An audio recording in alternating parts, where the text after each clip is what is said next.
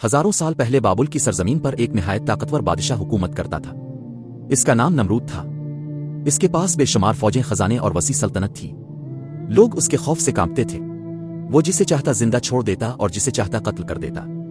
وقت گزرنے کے ساتھ ساتھ اس کے دل میں غرور اتنا بڑھ گیا کہ اس نے خود کو خدا کہنا شروع کر دیا۔ نمرود اپنے دربار میں بڑے فخر سے کہا کرتا، میں زندگی بھی دیتا ہوں اور موت بھی۔ درباری اس کی چاپلوسی کرتے اور اس کے سامنے جھک جاتے۔ جو انکار کرتا اسے سخت سزا دی جاتی۔ اسی زمانے میں اللہ تعالیٰ نے حضرت ابراہیم علیہ السلام کو اپنی توحید کا پیغام دے کر بھیجا۔ حضرت ابراہیم علیہ السلام لوگوں کو سمجھاتے کہ عبادت صرف ایک اللہ کی ہونی چاہیے جو زمین و آسمان کا مالک ہے۔ لیکن بابل کے لوگ بتوں اور نمرود کی عبادت میں مبتلا تھے۔ جب حضرت ابراہیم علیہ السلام کی دعوت پھیلنے لگی تو نمرود کے دربار میں کھلبلی مچ گئی۔ ایک دن نمرود نے اپنے سپاہیوں کو حکم دیا کہ ابراہیم کو گرفتار کر کے دربار میں پیش کیا جائے۔ دربار لوگوں سے بھرا ہوا تھا۔ بڑے بڑے وزیر، سپاہی اور سردار موجود تھے۔ حضرت ابراہیم علیہ السلام کو نمرود کے سامنے لایا گیا۔ نمرود نے غرور سے پوچھا، اے ابراہیم، تم کس کی عبادت کرتے ہو؟ حضرت ابراہیم علیہ السلام نے سکون سے جواب دیا، میں اس اللہ کی عبادت کرتا ہوں جو زندگی دیتا ہے اور موت دیتا ہے۔ نمرود ہنس پڑا اور اپنے غرور میں بولا، یہ کام تو میں بھی کر سکتا ہوں۔ اس نے فوراً 2 قیدیوں کو بلایا۔ ایک کو قتل کرنے کا حکم دیا اور دوسرے کو آزاد کر دیا۔ پھر بولا، دیکھا، میں نے ایک کو موت دی اور ایک کو زندگی۔ لیکن حضرت ابراہیم علیہ السلام جانتے تھے کہ یہ صرف دھوکہ اور غرور ہے۔ انہوں نے فرمایا، میرا رب سورج کو مشرق سے نکالتا ہے، اگر تو خدا ہے تو اسے مغرب سے نکال کر دکھا۔ یہ سن کر پورا دربار خاموش ہو گیا۔ نمرود کے پاس کوئی جواب نہ تھا۔ اس کے چہرے کا رنگ بدل گیا مگر غرور نے اسے حق قبول نہ کرنے دیا۔ اس دن کے بعد نمرود کے دل میں حضرت ابراہیم علیہ السلام کے لیے شدید نفرت پیدا ہو گئی۔ اس نے اعلان کر دیا کہ جو بھی ابراہیم کا ساتھ دے گا اسے سزا دی جائے گی۔ پھر نمرود نے ایک خوفناک منصوبہ بنایا۔ اس نے حکم دیا کہ پورے شہر سے لکڑیاں جمع کی جائیں۔ لوگوں نے کئی دن تک لکڑیاں جمع کی، یہاں تک کہ ایک بہت بڑا الاؤ تیار ہو گیا۔ آگ اتنی شدید تھی کہ پرندے بھی اس کے اوپر سے نہیں گزر سکتے تھے۔ نمرود نے فیصلہ کیا کہ حضرت ابراہیم علیہ السلام کو اسی آگ میں پھینک دیا جائے تاکہ سب لوگ ڈر جائیں اور کوئی اللہ کی عبادت کی بات نہ کرے۔ لوگوں کا ہجوم جمع تھا۔ حضرت ابراہیم علیہ السلام کو رسیوں سے باندھ کر منجنیق میں رکھا گیا کیونکہ آگ کے قریب جانا ممکن نہیں تھا۔ لیکن حیرت کی بات یہ تھی کہ اتنی خوفناک حالت میں بھی حضرت ابراہیم علیہ السلام کے چہرے پر خوف نہیں تھا۔ ان کی زبان پر صرف اللہ کا نام تھا۔ پھر وہ لمحہ آیا جب انہیں آگ میں پھینک دیا گیا۔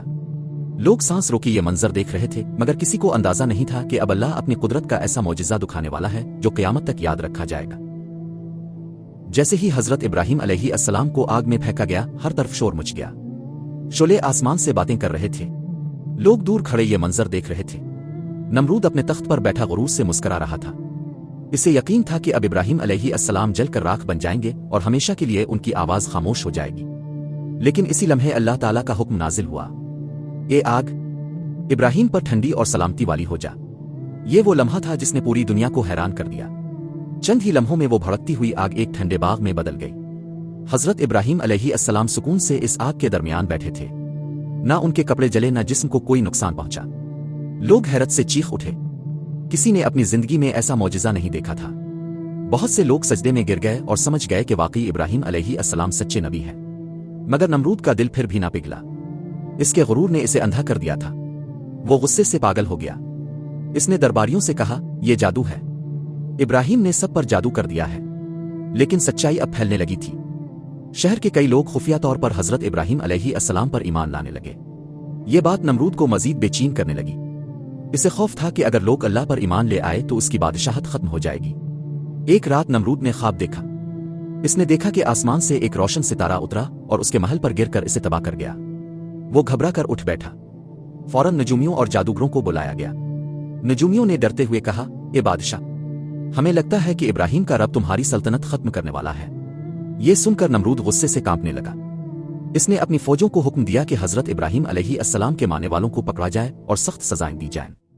ادھر حضرت ابراہیم علیہ السلام مسلسل لوگوں کو اللہ کی طرف بلاتے رہے۔ وہ کہتے، یہ دنیا فانی ہے، اصل طاقت صرف اللہ کے پاس ہے۔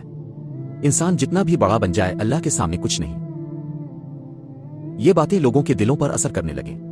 نمرود کو محسوس ہونے لگا کہ اس کی طاقت کمزور پڑ رہی ہے۔ ایک دن اس نے غرور میں آ کر اعلان کیا، میں اپنی فوج کے ساتھ آسمان پر چڑھائی کروں گا اور ابراہیم کے خدا کو شکست دوں گا۔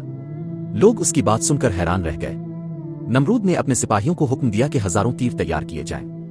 پھر وہ ایک بلند مقام پر چڑھا اور آسمان کی طرف تیر چلانے لگا۔ कुछ रवायत में आता है कि अल्लाह ने इसकी आजमाइश के लिए तीरों को खून आलूद वापस आने दिया। नमरूद और उसके साथी और भी गुरूर में मुब्तला हो गए। वो समझने लगे कि वाकई उन्होंने आसमानों पर हमला कर दिया है, मगर अल्लाह ताला जालिमों को मोहलत तो देता है, छोड़ता नहीं। इसी दौरान एक अजीब तब्दीली शुरू हुई। शहर में बीमारियां फैलने लगें, लोग खौफजदा रहने लगे और नमरूद की नींदें उड़ गईं। वो हर वक्त परेशान और बेचैन रहता। फिर एक दिन अल्लाह ताला ने अपनी कुदरत का ऐसा फैसला फरमाया जिसका कोई तसव्वुर भी नहीं कर सकता था। वो अजीम बादशाह जिसके सामने हजारों लोग झुकते थे, अब एक निहायत मामूली मखलूक के हाथों जलील होने वाला था। और वो मखलूक थी एक छोटा सा मच्छर। एक सुबह नमरूद अपने महल में बैठा था। इसके इर्द गिर्द सिपाहियों का पहरा था, खादिम खड़े थे और दरबारी इसकी तारीफें कर रहे थे, मगर उसके चेहरे पर अजीब बेचैनी थी। कई दिनों से इसे सुकून की नींद नहीं आई थी। दिल में हर वक्त खौफ रहता था, जैसे कोई बड़ी मुसीबत इसके करीब आ रही हो। इसी दौरान अचानक एक निहायत छोटा सा मच्छर महल में दाखिल हुआ। किसी ने इस पर तवज्जो ना दी। आखिर एक मामूली मच्छर से कौन डरता है? लेकिन अगले ही लम्हे वो मच्छर नमरूद की नाक के जरिए इसके दिमाग में दाखिल हो गया। नमरूद अचानक चीख उठा। इसने अपना सर पकड़ लिया और जमीन पर गिर पड़ा। दरबारी घबरा गए। हकीम फौरन बुलाए गए, मगर किसी को समझ ना आई कि हुआ क्या है। वो मच्छर नमरूद के दिमाग में मुसलसल हरकत करता रहा। जितना वो हरकत करता, नमरूद की तकलीफ बढ़ती जाती। दर्द इतना शदीद था कि नमरूद दीवानों की तरह चीखता और अपना सर दीवारों से टकराता। दिन गुजरने लगे।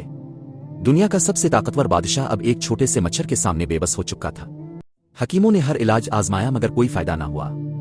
आखिर एक हकीम ने कहा, जब सर पर जोर से जब लगती है तो कुछ देर के लिए दर्द कम हो जाता है। फिर अजीब मंजर शुरू हुआ। वही नमरूद जिसके सामने लोग सजदा करते थे, अब अपने गुलामों से कहता, मेरे सर पर मारो, जोर से मारो। गुलाम लाठियां लेकर उसके सर पर जर्ब लगाते और कुछ देर के लिए इसका दर्द कम हो जाता, लेकिन थोड़ी देर बाद तकलीफ पहले से ज्यादा बढ़ जाती। ये सिलसिला कई दिन तक चलता रहा। नमरूद की हालत बदतरीन होती गई। इसकी चीखें पूरे महल में गूंजती। लोग हैरान थे कि एक मामूली सा मच्छर इतने बड़े बादशाह को कैसे तबाह कर रहा है। आखिरकार वो दिन आ गया जब नमरूद दर्द बर्दाश्त न कर सका। वो जमीन पर तड़पता रहा और फिर जिल्लत के साथ मर गया। यूं अल्लाह ताला ने दुनिया को दिखा दिया कि इसके सामने बड़ी से बड़ी ताकत भी कुछ नहीं। जिस बादशाह ने खुद को खुदा कहा था, वो एक छोटे से मच्छर के हाथों खत्म हो गया। उधर हजरत इब्राहिम अलैहिस्सलाम लोगों को मुसलसल अल्लाह की तरफ बुलाते रहे। बहुत से लोगों ने हक कबूल किया, क्योंकि उन्होंने अपनी आंखों से देख लिया था कि असल ताकत ना फौजों में है, न खजानों में, बल्कि सिर्फ अल्लाह के हुक्म में है। लोग एक दूसरे से कहते थे, नमरूद के पास सब कुछ था, मगर वो अल्लाह के मुकाबले में कुछ भी ना कर सका। दोस्तों, ये वाकया हमें एक बहुत बड़ा सबक देता है। इंसान जितना भी ताकतवर बन जाए, अगर वो गुरूर करे और अल्लाह के हुक्म से मुंह मोड़े तो इसका अंजाम तबाही ही होता है। और जो अल्लाह पर भरोसा करे, अल्लाह इसे कभी तन्हा नहीं छोड़ता। हजरत इब्राहिम अलैहिस्सलाम के पास ना फौज थी, ना खजाना, मगर उनके पास ईमान था। और ईमान की ताकत दुनिया की हर ताकत से बड़ी होती है। इसीलिए हमें हमेशा आजिज़ी इख्तियार करनी चाहिए, अल्लाह पर यकीन रखना चाहिए और कभी गुरूर नहीं करना चाहिए। क्योंकि अल्लाह जब फैसला फरमाता है तो बड़े से बड़े जालिम को भी एक मामूली सी मखलूक के जरिए नीस्त व नाबूद कर सकता है।